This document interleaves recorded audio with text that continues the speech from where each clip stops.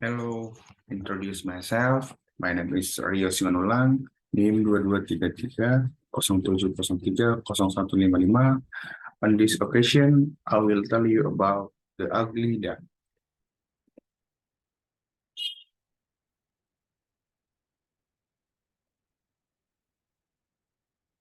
One a farm long ago, a mama duck sat on her nest. How long must I wait for my babies to hatch? She said. I have to sit here all alone, and no one comes to visit me. But what could she do? A mama duck must keep her eggs warm till they hatch. At last, the eggs began to trade one by one. Yellow ducklings stepped out of their cells. They shook their wings and said, "Quack, quack." "Look at all of you," said Mama Duck with joy.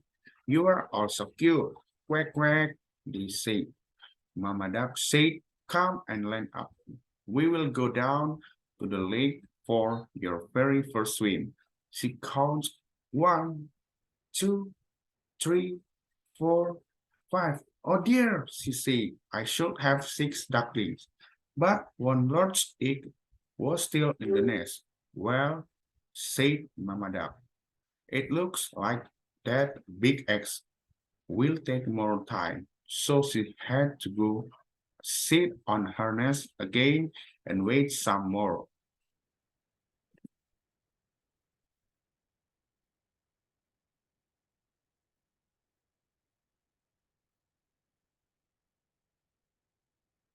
The next day, the big egg started to hatch. Out came a baby boy bird, but if one may say so, it was an odd-looking thing. This bird was much bigger than others. He was not yellow at all. He was dark gray from his head to his feet, and he walked with a funny wobble. One of the yellow ducklings pointed, "What is that?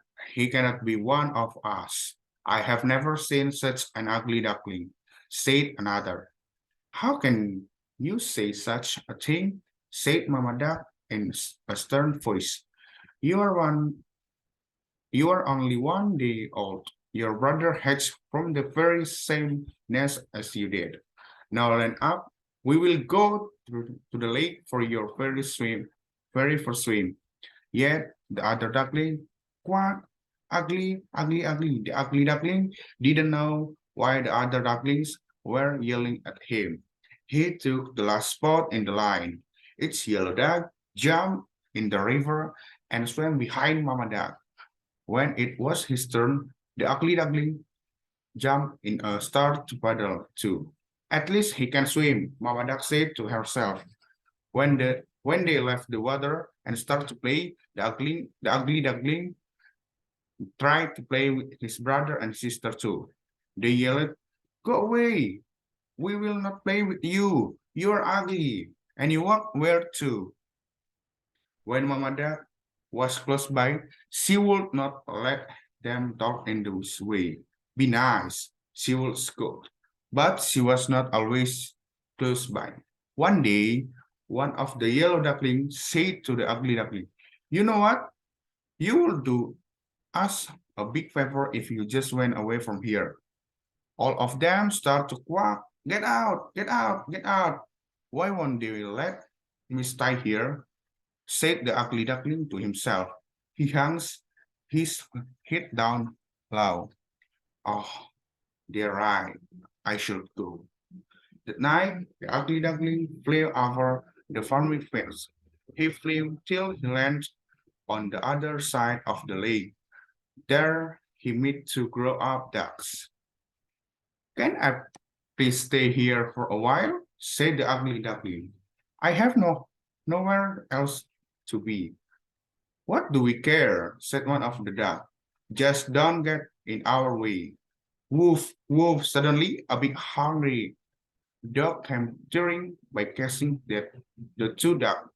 They quickly flew up in the air, and their feathers fell down on the ground.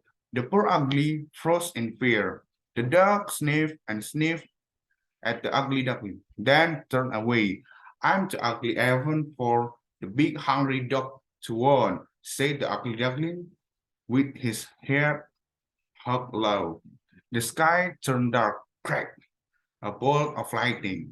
There came a big storm, with heaven rains pouring down from the sky. In the just moment, the ugly duckling was so shook through and through that a cold wind started to blow. Brrr, he said with both wings held to close his chest. If only there was a place I could get dry. At a once day, a day night bright far of the woods. Could it be someone hot? He flew to the door. Quack, said the ugly duckling. The door of the hut creaked open. What is all this noise? Said an old woman, looking right and left. Her eyes were not that good. Then she looked down. Ah, look at that. It's dark. She picked up the ugly duck and dropped him inside her hut. You can stay here, but only if you lay eggs, she said. A tomcat and hen crept up to the ugly duckling. Why, who do you think you are? Coming in here and tucking up the room by their fire, said the tomcat. Squawk, said the den. I don't need anyone else in since these hens laying eggs. Do not worry about that, said the ugly duckling. I'm about that. Then why are you still here? Said the tomato. Did you not hear what the old woman said? Get out of here, pretender. Chicken dead there. Get out, hissed the tomcat. The door was still a bit open, so our poor ugly duckling slipped out the door and back into the storm. No one ever wants me, said the ugly duckling with a tear in his eye. The storm ended. Soon he found a new lake looking in the water. The ugly duckling saw the reflection of a flock of larks with birds flying. He looked overhead and could not believe what he saw.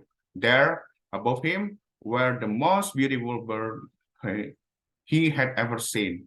Their long wild bodies and slender necks seemed to just glide through the sky. He watched until the very last bird had winged.